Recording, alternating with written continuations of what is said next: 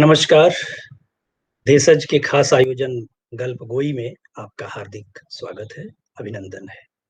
आज हमारे साथ हैं हिंदी की कथाकार क्षमा शर्मा। क्षमा मैम का 17 बाल उपन्यास प्रकाशित है। इसके अलावा बच्चों के लिए 14 कहानी संग्रह भी। यह बहुत महत्वपूर्ण तथ्य है कि वे एक साथ बच्चों के लिए भी लिखती हैं और वयस्कों के लिए भी। विश्व की 20 क्लासिक बाल कथाओं का उन्होंने हिंदी में तर्जुमा किया है। इसके अलावा इनके 10 कहानी संग्रह प्रकाशित हैं, 4 उपन्यास छप चुका है इनका और विमर्शों की 5 पुस्तकें प्रकाशित हो चुकी हैं। गांव की बेटी टेलीफिल्म इन्होंने लिखी है और इनकी एक कहानी रास्ता छोड़ो डार्लिंग पर दूरदर्शन ने फिल्म बनाई है। अनेक पुरस्कारों और सम्मानों से सम्मानित आज की मेहमान कथाकार क्षमा शर्मा जी का मैं हार्दिक स्वागत करता हूं, अभिनंदन करता हूं और उनको कहानी पाठ के लिए आमंत्रित करता हूं। क्षमा मैम। ये नेम प्लेट संकलन में छपी थी। ये कहानी संकलन 2006 में प्रकाशित हुआ राजकमल से। कहानी का शीर्षक है अगली सदी में एक लड़की। इतने वर्षों में पहली बार नाथू के सामने वाले फ्लोरिस्ट के पास एक भी फूल नहीं बचा था। वो नीचे उतरकर साथ खड़े आदमी से कुछ बातें कर रहा था और हंस रहा था। उसकी पल पल की हंसी में पूरे दिन की कमाई कुछ ही घंटों में कर लेने का भी कुछ हाथ था। अब इस वक्त चाहे किसी बच्चे का जन्मदिन, किसी की मैरिज एनिवर्सरी या कोई और सफलता हो, यहाँ एक भी फूल नहीं मिल सकता। फूल न मिल पाने की निराशा क्या इस आदमी की खिलखिलाहट से कुछ कमतर होती? मैंने घड़ी देखी, 3 बजने में 10 मिनट थे। वो आती होगी। चलूं अंदर ही बैठ जाऊं, यहाँ खड़े खड़े पैर थकाने से क्या फायदा? बुढ़ापे का सबसे पहला पता पैर ही देते हैं। लेकिन अंदर बैठी हुई मैं कहीं उसे नहीं देख सकी तो हो सकता है वो वापस ही लौट जाए तब। नहीं, मुझे यहीं खड़े रहना चाहिए। यहाँ आते आते एक के बाद एक कितने वर्ष बीत गए, लेकिन सही मायने में इस सड़क से अभी तक ठीक ठीक जान पहचान नहीं हो पाई है।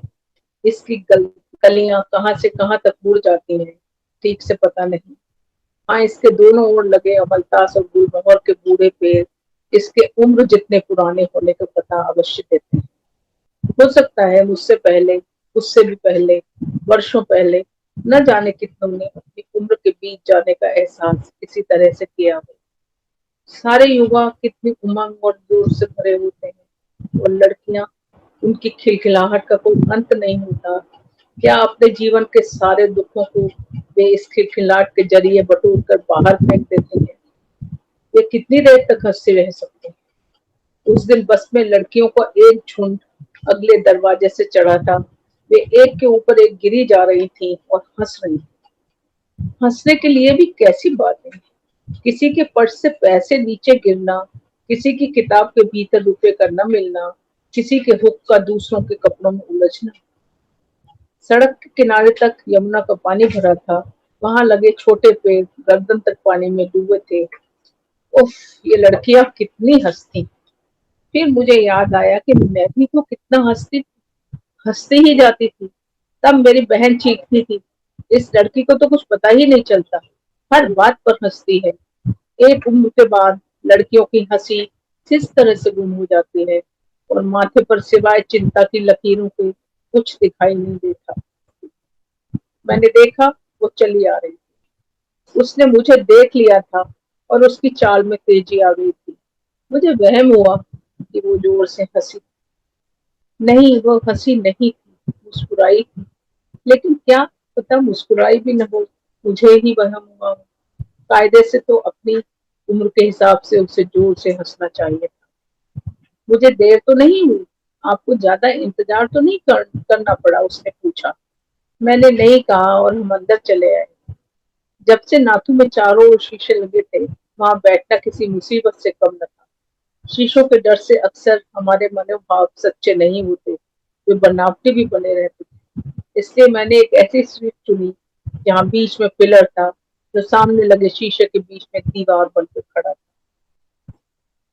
वेटर मेनू पकड़ा गया तो उसने कहा, बताइए क्या लेंगी? पहले आप बताइए। मैं मुझे तो यहाँ के छोले भटूरे बहुत पसंद है, उसने चहकते हुए कहा। ठीक है, मैं भी छोले भटूरे ही खा लूंगी। मुझे लगा बात अब शुरू कर देनी चाहिए। आपको पता ही है, अभी मैं बात शुरू ही कर रही थी, तो उसने टोका। आप मुझे आप मत कहिए। नहीं, मुझे आप कहने की आदत है। दूसरों को सम्मान देने से ही सम्मान बढ़ता है। खैर, आपके मम्मी पापा हमारे यहाँ आए थे। मैं तो सोच रही थी कि आप भी होंगी। जो बातचीत हुई थी, उन्होंने कुछ बताया? हाँ, वे यकीन नहीं कर पा रहे थे। उन्होंने मुझसे कहा कि उन्होंने ऐसी बातें आज तक नहीं सुनी। जैसे कि अब तक छोले भटूरे आ गए थे, हमने खाना शुरू किया।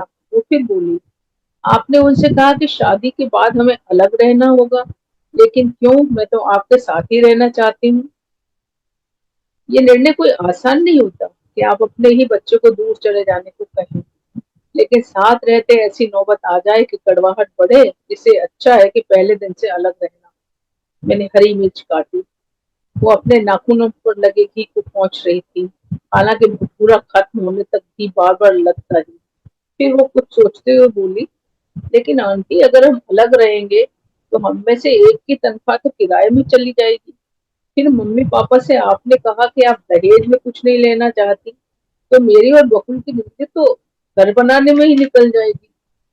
लेकिन मैं दहेज को पूरी स्त्री जाति का अपमान मानती। एक रिश्ता जो खूबसूरत होते होते भौतिक सुख सुविधाओं के कारण लालच में बदल जाता है। आखिर लड़की के पैदा होते ही माता पिता क्यों उसके दहेज की चिंता में गुलने लगे?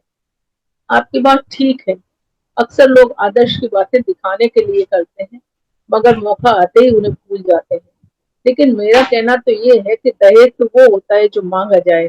आप तो कुछ नहीं मांग रहे, लेकिन अगर मेरे माता पिता दे सकते हैं और खुशी खुशी देना चाहते हैं, तो आप क्यों मना कर देंगे?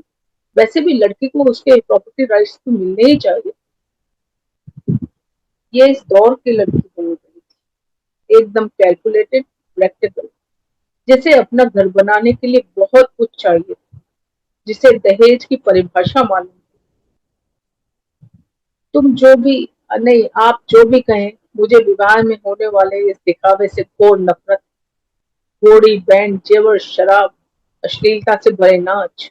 इसलिए मैंने आपके माता पिता से कोर्ट या मंदिर में विवाह करने को कहा था। मैंने सीधे उसकी आंखों में देखा।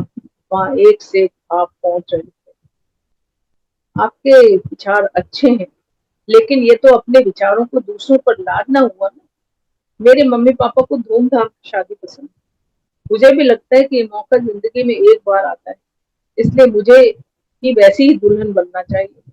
आखिर शादी के वक्त कुछ तो ग्लैमरस लगना चाहिए। सादगी अच्छी चीज है, मगर जरूरी नहीं कि वो सबको पसंद हो। उसके जीन्स, उसके कटे बाल, उसके बात करने का ढंग, कुछ भी तो उसके विचारों को पता नहीं देते थे।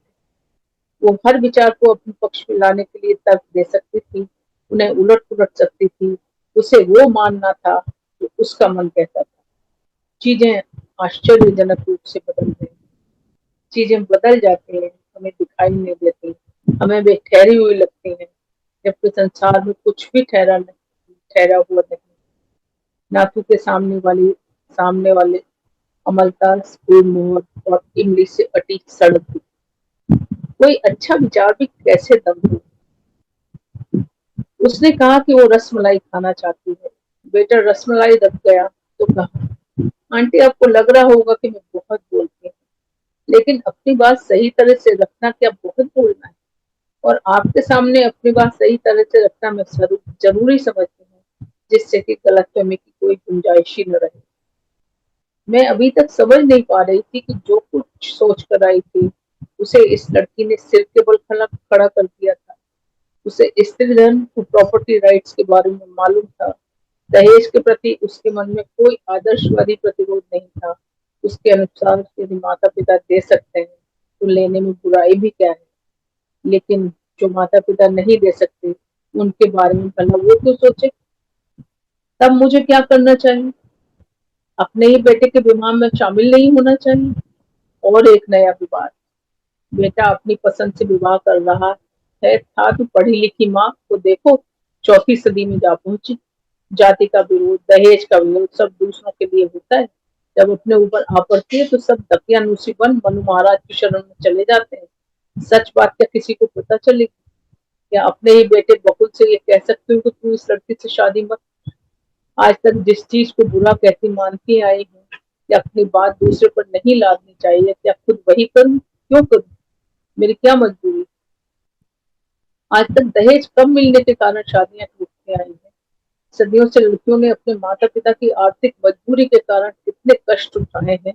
ये लड़की इस बात को क्यों नहीं समझती? एक लड़की चाहे तो दुनिया की बहुत सी लड़कियों के लिए रास्ता बना सकती है।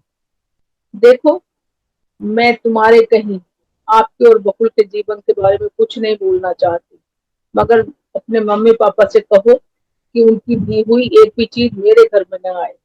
ये समझौता तुम्हें करना ही होगा। मेरी आवाज थोड़ी तल्ख। मगर आंटी, ये तो आप मेरे माता पिता के साथ अन्याय कर रही हैं। वे लोग इतना खर्च भी करेंगे और किसी को पता भी नहीं चलेगा। उसने अपनी छोटी उंगली के नाखून काटते हुए कहा। जो भी हो, ये बात तो तुम्हें कहनी ही होगी। दूसरी बात जो मुझे जरूर कहनी चाहिए वो ये कि मुझे कभी अपनी माँ मत मानना। रिश्तों को हमेशा सही तरह से डिफाइन होना चाहिए। हमारे जीवन में जो कुछ दिखावा है उसे तो हमें पहले दिन से ही उखाड़ कर फेंक देना चाहिए। जो सच नहीं है उसे मैं क्यों मानूं? जिस माँ ने तुम्हें पाल पोस कर बड़ा किया है उसकी जगह भला मैं कैसे ले सकती हूँ? हम उठे तो दूर तक चले गए। शीशे में हमें अपनी छवियां दिखाई दी जिससे मैं बचना चाहती थी। खैर, उसने चलते हुए मुझे चूमा, बाय कहा और आगे बढ़ गई। अगली शाम बकुल घर लौटा तो नाराज था, बेहद नाराज। उसने कहा, तुम्हें पता है आज उन लोगों का फोन आया था दफ्तर में। उनका कहना है कि वे अपनी लड़की ऐसे लड़के से नहीं ब्याह सकते जिसकी माँ पागल हो। पागल? मेरा सिर चकरा गया। और क्या? फालतू के आदर्श उन लोगों के सामने बुगाती फिरोगी जो उन्हें समझ नहीं सकते तो लोग पागल ही कहेंगे। तुम्हें पता ही नहीं चलता है कि कब किसके सामने क्या बात कहनी चाहिए। मुझे लगा सचमुच क्या लोग मेरी बात नहीं समझ सकते, या वाकई मैं कई सदी पहले पैदा हो गई हूँ। बहुत बहुत शुक्रिया मैम, आपने कहानी पढ़ी।